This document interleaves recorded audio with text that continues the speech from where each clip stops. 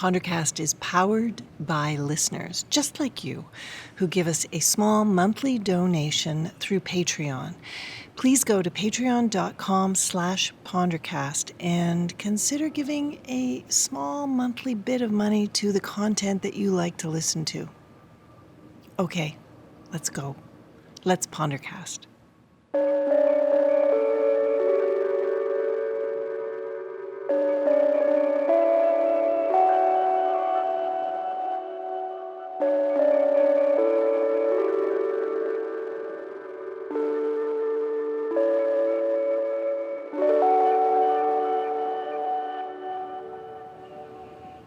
Can you hear that plane? I'm not sure.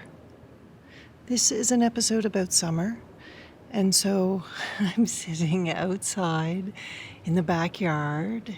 It's about 9:20 p.m. Eastern Time, and it's about 29.5 degrees in Toronto. And this is Toronto summer.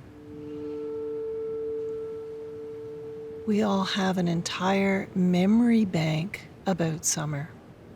The places we've been to, the summer holidays, the sounds, the smells, the experiences we've had that make up our feelings about summer.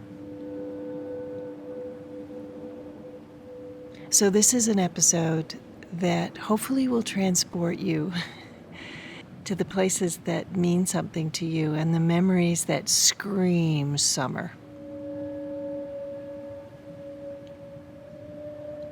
Maybe you're stuck in a hot, steamy city and wishing you were somewhere else. So let's get you there.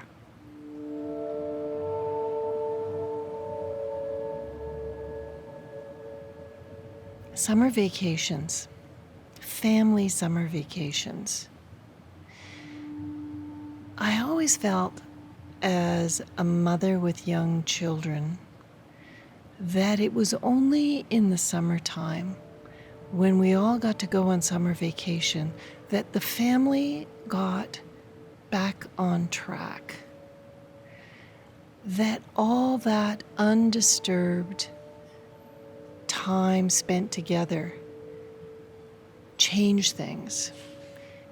And you could feel everyone just kind of relaxing into summer vacation mode.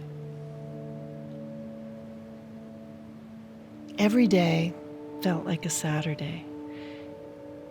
And in spending whole days together, making decisions together about the next thing you're going to do or what you're looking at, and all sharing the same experience.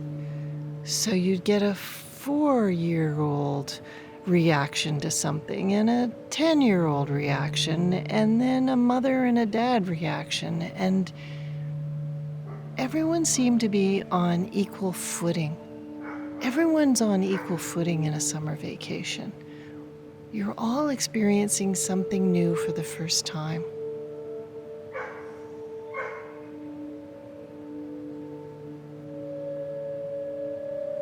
It was really different than the rest of the year between school and work, and I think it was because we were all paying attention to the very same thing. We weren't wandering off into different rooms and doing our own thing. And maybe about a week into the vacation, there is this calmness that would descend on everyone. And you could only get there through time spent, through attention paid, staying up late together, sleeping in late together, all eating all meals at the same time. Those family times together are the most intense memories, aren't they? It was the yearly reboot, the yearly rebalancing.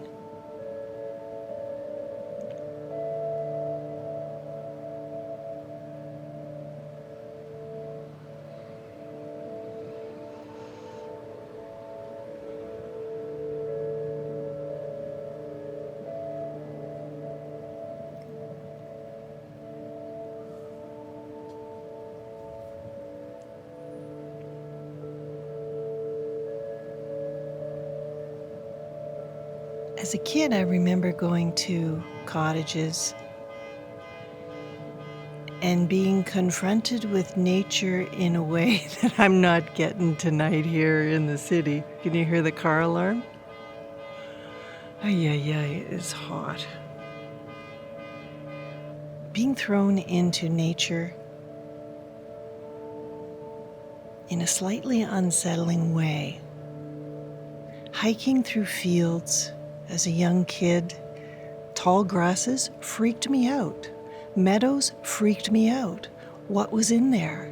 The grass against your bare legs, your arms, the spit bugs on the grass that would rub up against your arms, the hot smell of the sun on the earth and the dry grass and the wildflowers everywhere and the bees, the sound of bees.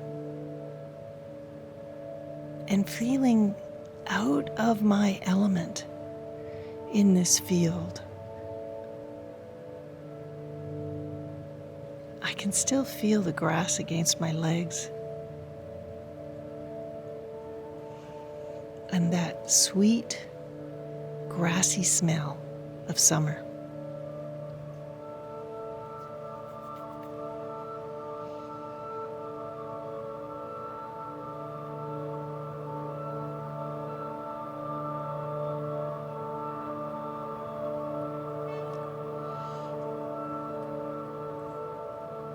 You remember how much time you spent in the summer doing absolutely nothing as a kid? And how that could move so quickly between bliss and torture. It was torture when you realized it was summer vacation and none of your friends were around, and there was nothing to do.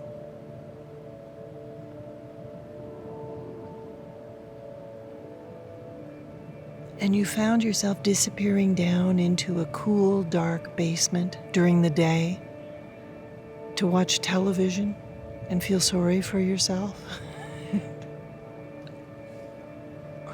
Yeah, summer vacations were all about cool, dark basements and being outdoors.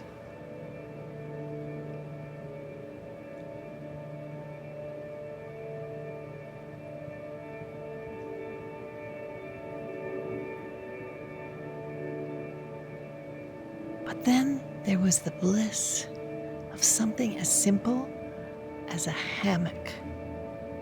A hammock at a cottage.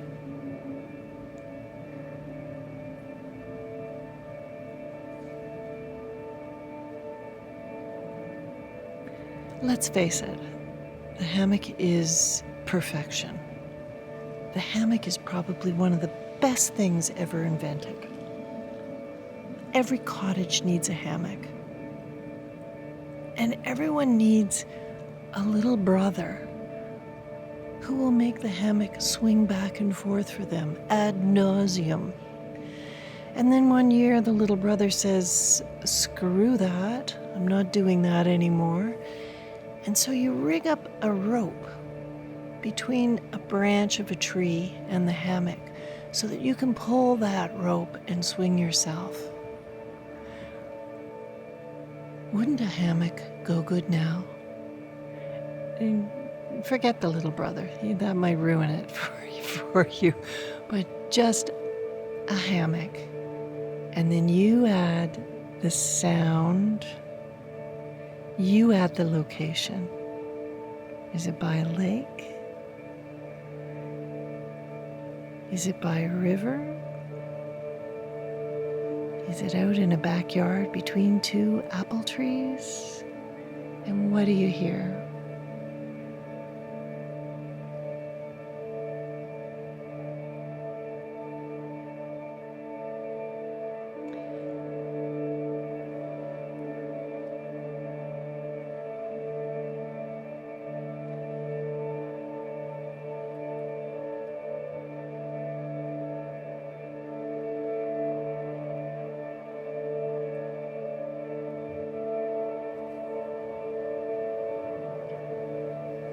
Okay, here's a bad memory about summer.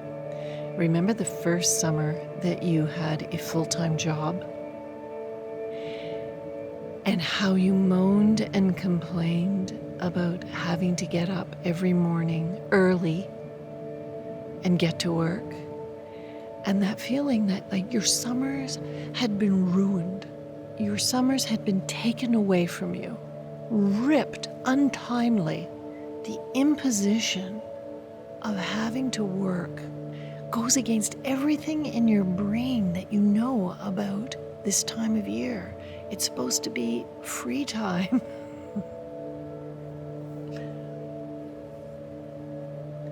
And how you would plod to the bus, and how you were stuck in the city with its car alarms and its smog.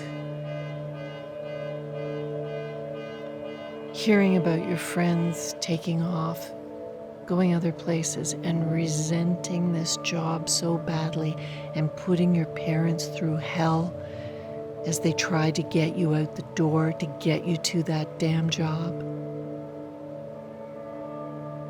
The reality sinking in that this is what working was going to be like was brutal.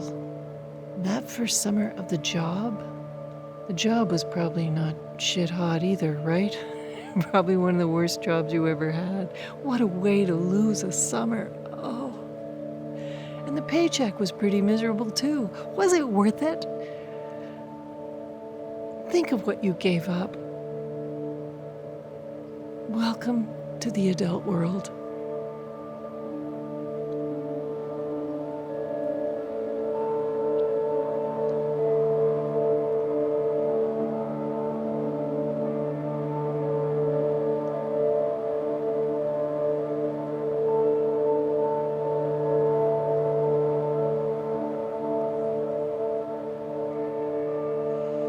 The thing I found that I appreciate most about summer and about being somewhere different is that the actual focal length of what you're looking at changes so drastically. Like when you're in the city and you're going about your regular routine, you're looking between your chair and the computer screen. You're looking across a room. You were looking across the street to another brick wall. But in the summer, wherever you find yourself, all of a sudden, you get perspective. You can see great distances. The edges of trees on the other sides of lakes, the horizon line where ocean meets sky. Long vistas down straight highways. There's no brick wall. You finally get the long view. And isn't it weird how that actually translates into being able to find the long view in your actual life? Summer vacations are a time when you look ahead to the next year and you see things more clearly. You can see where you are and where you want to get to more clearly. Summers are the time for stepping out of your real life and looking back at it and saying, okay, I'm not going to do that next year, or I am going to do this next year.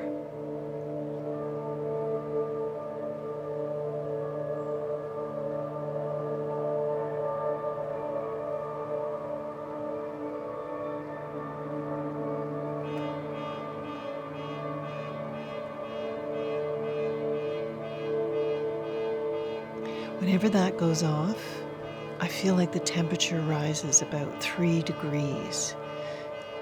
It makes me feel, doesn't it make you feel kind of claustrophobic? The city gets very, very dense in the summer. It's the humidity, it's the amount of people, and it's the sound.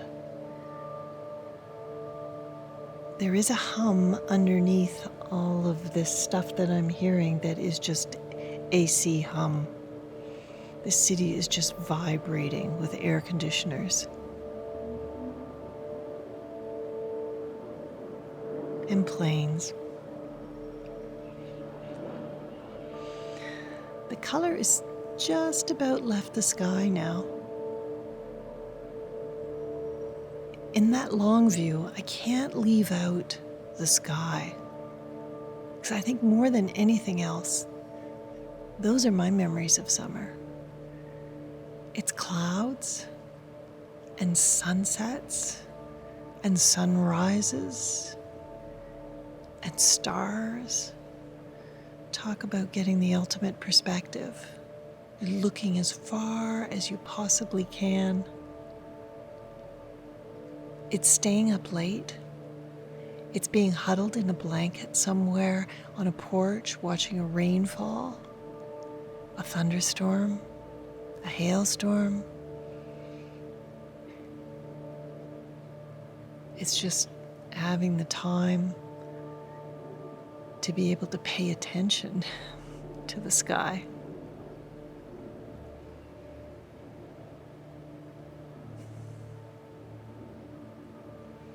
It's about lying on your back on the ground,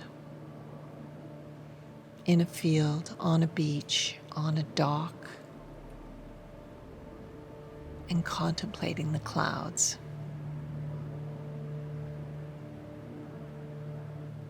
That's the blissful part of doing nothing and being completely engaged at the same time.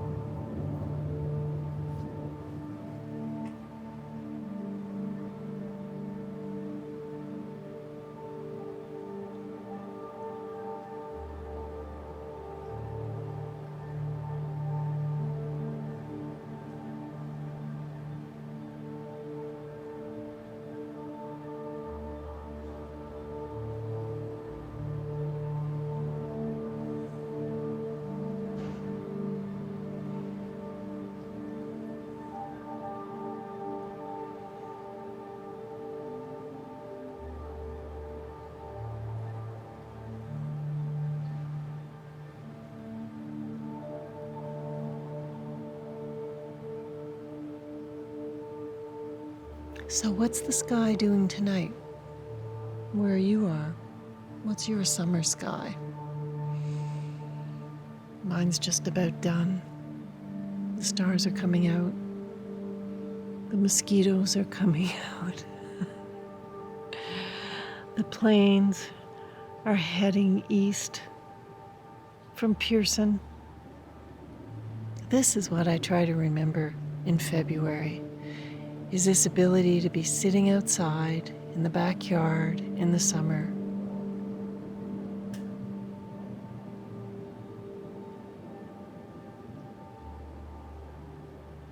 Late at night, not wanting to go into the thrum of the air conditioning on the other side of the door. Although that sound is pretty annoying, I could lose that.